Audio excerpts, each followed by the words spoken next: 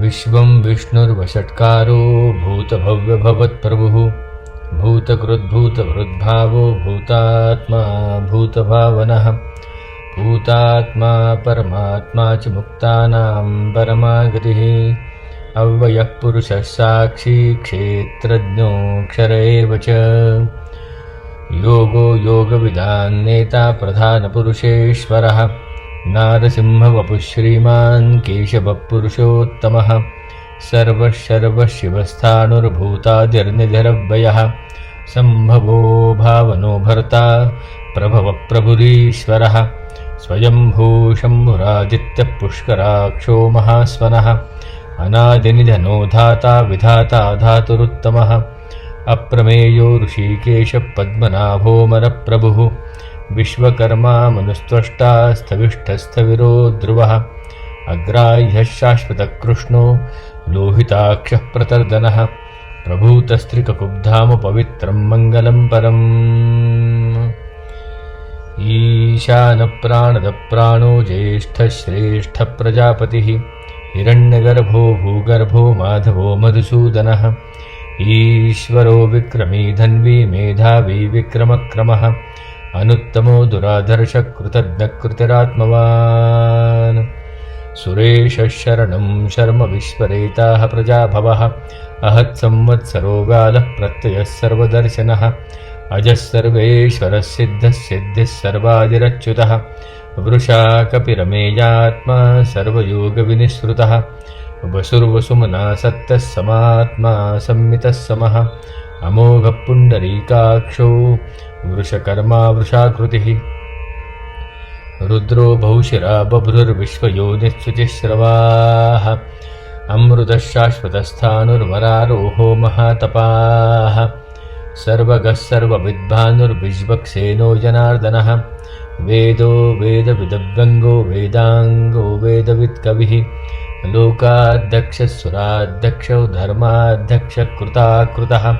चतुरात्मा चतुर्व्यूहश्चतुर्द्रंशश्चतुर्भुजः भ्राजिष्णुर्भोजनं भोक्ता सहिष्णुर्जगदादिजः अनघो विजयो जेता विश्वयोनिः पुनर्वसुः उपेन्द्रो वामनः प्रांशुरमोघश्चिचिरूर्जितः अतीन्द्रः सङ्ग्रहः सर्गो धृतात्मा नियमो यमः वेद्यो वैद्यः सदा योगी वीरः माधवो मधुः अतीन्द्रियो महामायो महोत्साहो महाबलः महाबुद्धिर्महावीर्यो महाशक्तिर्महाद्युतिः अनिर्देश्य वपुः श्रीमान् अमेयात्मा महाद्रिदृक् महेश्वासो महीभर्ता श्रीनिवासः सताङ्गतिः अनिरुद्धः सुरानन्दो गोविन्दो गोविदाम्पतिः मरीचिर्दमनो हंसः सुपर्णो भुजगोत्तमः हिरण्यनाभः सुतपाः पद्मनाभः प्रजापतिः अमृतः सर्वदृक्सिंहः सन्धाता सन्धिमान् स्थिरः अजो दुर्मर्षणः शास्ता विश्रुतात्मा सुरारिः गुरुर्गुरुतमो धामः सत्तः सत्तपराक्रमः निमिषो निमिषस्त्रग्वी वाचस्पतिरुदारधीः अग्रणीरग्रामणीः श्रीमान् न्यायो नेता समीरणः सहस्रमूर्धा विश्वात्मा सहस्राक्षः सहस्रपात् आवर्तनो निवृत्तात्मा संवृतः सम्प्रमर्दनः अहत्संवर्तको वह्निरनिलो धरणीधरः सुप्रसादः प्रसन्नात्मा विश्वदृग्विश्वभुग्विभुः सत्कर्ता सत्कृतः साधुर्जह्नुर्नारायणो नरः असङ्ख्येयो प्रमेयात्मा विशिष्टशिष्टकृत्युचिः सिद्धार्थः सिद्धसङ्कल्पः सिद्धिदः सिद्धिसाधनः वृषाही वृषभो विष्णुर्वृषपर्वा वृषोदरः वर्धनो वर्धमानश्च विविक्तश्रुतिसागरः सुभुजो दुर्धरो वाग्मी महेन्द्रो वसुतो वसुः नैकरूपो बृहद्रूपशिपिविष्टप्रकाशनः ओजस्तेज्योतिधरप्रकाशात्मा प्रतापनः रुद्धस्पष्टाक्षरो मन्त्रश्चन्द्रांशुरभास्करद्युतिः अमृतांशुद्भवो भानुः शशबिन्दुः सुरेश्वरः औषधं जगतः सेतुः सत्यधर्मपराक्रमः भूतभव्यभवन्नाथः पवनः पावनो नलः कामः कामकृत्कान्तः कामः कामप्रदप्रभुः युगादिकृत् युगावर्तो नैकमायो महाशनः अदृश्यो व्यक्तरूपश्च सहस्रजिदनन्दजित् इष्टो विशिष्टशिष्टेष्टः शिखण्डी नौषो वृषः क्रोधः क्रोधकृत्कर्ता विश्वबाहुर्महीधरः अच्युतः प्रथितप्राणः प्राणदो वासवानुजः अपान्निधिरधिष्ठानम् अप्रमत्तप्रतिष्ठितः स्कन्धधरो दुर्यो वरदो वायुवाहनः वासुदेवो बृहद्भानुरादिदेवः पुरन्दरः अशोकस्तारणस्तारः शूरः शौरिर्जनेश्वरः अनुकूलः शतावर्तः पद्मी पद्मनिभेक्षणः पद्मनाभो रविन्दाक्षः पद्मगर्भः शरीरभृत महर्धरुद्धो वृद्धात्मा महाक्षो गरुडध्वजः अतुलशरभो भीमः समयज्ञो हविर्हरिः सर्वलक्षणलक्षण्यो लक्ष्मीवान् समितिञ्जयः विक्षरो रोहितो मार्गो हेतुर्दामोदरः सः महीधरो महाभागो वेगवानमिताशनः उद्भवः क्षोभणो देवः श्रीगर्भः परमेश्वरः करणं कारणं कर्ता विकर्ता गहनो गुहः व्यवसायो व्यवस्थानः संस्थानस्थानदो ध्रुवः परर्धिः परमस्पष्टः तुष्टः पुष्टः सुभेक्षणः रामो विरामो विरजो मार्गो नेयो नयो नयः वीरः शक्तिमतां श्रेष्ठो धर्मो धर्मविदुत्तमः वैकुण्ठः पुरुषः प्राणः प्राणदः प्रणवः पृथुः हिरण्यगर्भः शत्रुघ्नो व्याप्तो वायुरधोक्षजः ऋतुः सुदर्शनः कालः परमेष्ठी परिग्रहः उग्रः संवत्सरो दक्षो विश्रामो विश्वदक्षिणः विस्तारस्थावरस्थाणुः प्रमाणं बीजमव्ययम् अर्थो अनर्थो महाकोशो महाभोगो महाधनः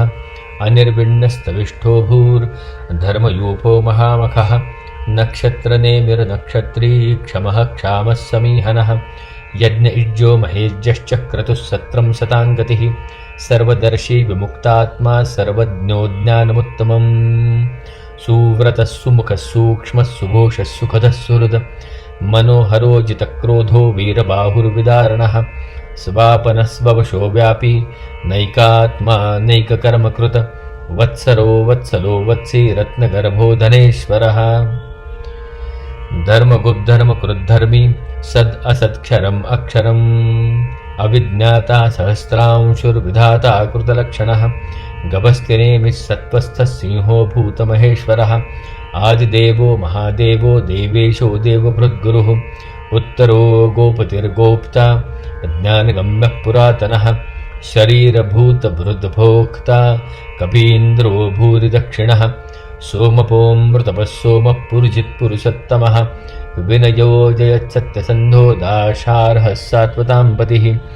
जीवो विनियता साक्षी मुकुन्दो मितविक्रमः अम्भो निधिरनन्तात्मा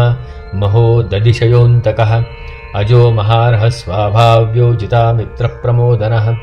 आनन्दो नन्दनो नन्दः सत्यधर्मा त्रिविक्रमः महर्षिः कपिलाचार्यः कृतज्ञो मेदिनीपतिः त्रिपदस्त्रिदशाध्यक्षो महाशृङ्गः कृतान्तकृत महावराहो गोविन्दशुषेणः कनकाङ्गदी गुह्यो गभीरो गहनो गुप्तश्चक्रगदाधरः वेदाः स्वाङ्गोचितकृष्णो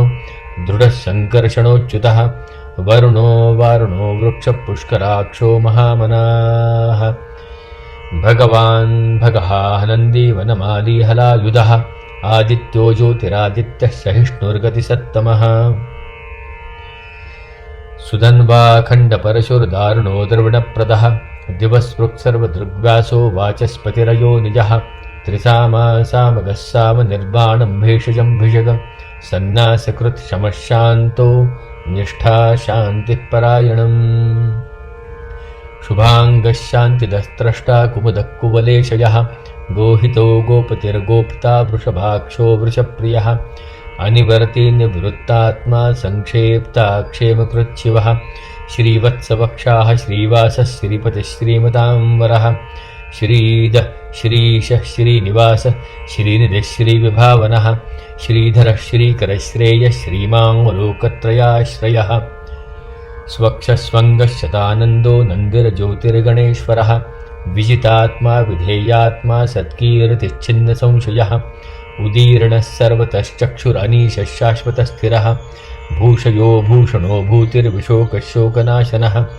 अर्चिष्मान् अर्चितः कुम्भो विशुद्धात्मा विशोधनः अनिरुद्धो प्रतिरथः प्रद्युम्नो मितविक्रमः कालनेमिनिहावीरः शौरिः शूरजनेश्वरः त्रिलोकात्मा त्रिलोकेशः केशवः केशिहा हरिः कामदेवः कामपालः कामी कान्तः कृतागमः अनिर्देश्य वपुर्विष्णुर्वीरोऽनन्तो धनञ्जयः ब्रह्मण्यो ब्रह्मकृद्ब्रह्मा ब्रह्म ब्रह्मविवर्धनः ब्रह्मविद्ब्राह्मणो ब्रह्मी ब्रह्मज्ञो ब्राह्मणप्रियः महाक्रमो महाकर्मा महातेजा महोरगः महाक्रतुर्महायज्वा महायज्ञो महाहविः स्तव्यस्तवप्रियस्तोत्रं स्तुतिस्तोतार्णप्रियः पूर्णः पूर्यिता पुण्यः पुण्यकीर्तिर्नामयः मनोजवस्तीर्थकरो वसुरेता वसुप्रदः वसुप्रदो वासुदेवो वसुर्वसुमना हविः सद्गतिः सत्कृतिः सत्ता सद्भूतिः सत्परायणः शूरसेनो यदुश्रेष्ठः सन्निवासः सुयामुनः भूतावासो वासुदेवः सर्वासु निलयो नलः दर्पः दर्पदो दृप्तो दुर्धरोऽथा पराजितः विश्वमूर्तिर्महामूर्तिर्दीप्तमूर्तिरमूर्तिमान् अनेकमूर्तिरव्यक्तः शतमूर्तिः शताननः एको नैकः सवक्कः किं यत्तत्पदमनुत्तमं लोकबन्धुर्लोकनाथो माधवो भक्तवत्सलः सुवर्णवर्णो हेमाङ्गो वराङ्गश्चन्दनाङ्गदी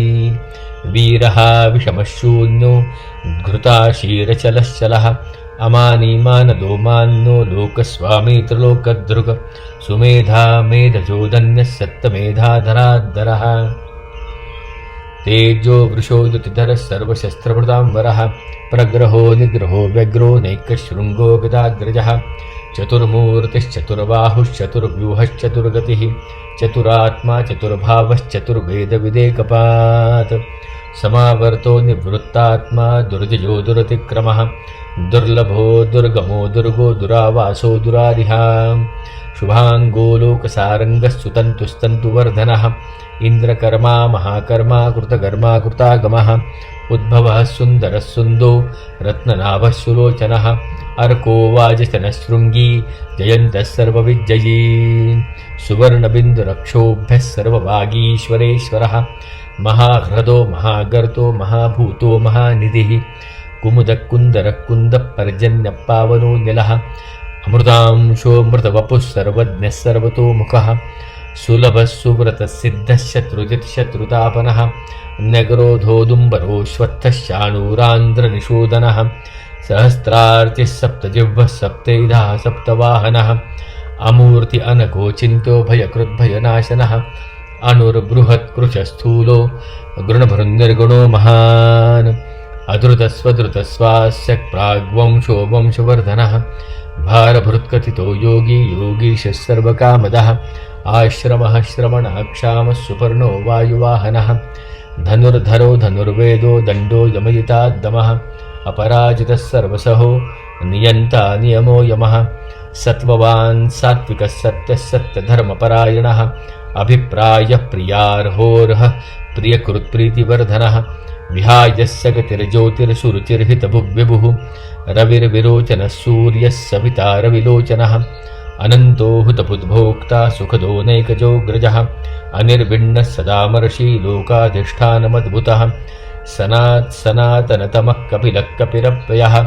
स्वस्तिदः स्वस्तिकृत्स्वस्ति स्वस्तिभुक् स्वस्ति दक्षिणः अरौद्रकुण्डलीचक्री विक्रम्यूर्जितशासनः शब्दातिगः शब्दसः शिशिरः शर्वरीकरः अक्रूरपेशलो दक्षो दक्षिणः क्षमिणाम्बरः विद्वत्तमो वीतभयः पुण्यश्रवणकीर्तनः उत्तारणो दुष्कृतिः पुण्यो दुःस्वप्ननाशनः वीरः रक्षणः सन्तो जीवनपर्यवस्थितः अनन्तरूपोऽनन्तश्रीर्जितमन्युर्भयापहः चतुरस्त्रो गभीरात्मा विदिशो व्यादिशो दिशः अनादिर्भूर्भुवो लक्ष्मी सुवीरो रुचिराङ्गदः जननो जनजन्मादिर्भीमो भीमपराक्रमः आधारनिलयो धाता पुष्पहासः प्रजागरः ऊर्ध्वगः सत्पथाचारः प्राणदप्रणवप्पणः प्रमाणं प्राणनिलयः प्राणभृत्प्राणजीवनः तत्त्वं तत्त्वविदेकात्मा जन्ममृत्युजरात्तिगः भूर्भुवस्वस्तरुस्तारस्य पिता प्रपितामहः यज्ञो यज्ञपतिर्यज्ञा यज्ञाङ्गो यज्ञवाहनः यज्ञभृद्यज्ञकृद्यज्ञी यज्ञभुग्यज्ञसाधनः यज्ञान्तकृद्यज्ञगुह्यम् अन्नमन्नाद एव च आत्मयोनिः स्वयं जातो वैखानः सामगायनः देवकीनन्दनस्त्रष्टा क्षितीशपावनाशनः शङ्खवृन्दन्दकी चक्री शारङ्गधन्वा गदाद्धरः रथाङ्गपाणिरक्षोभ्य सर्वप्रहरणायुधः ॐ नम इति।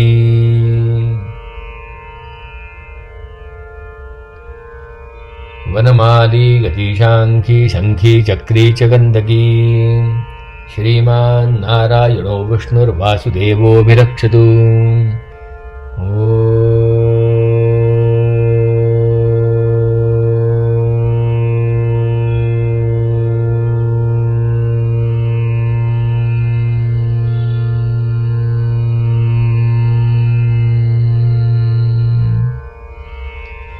शान्ति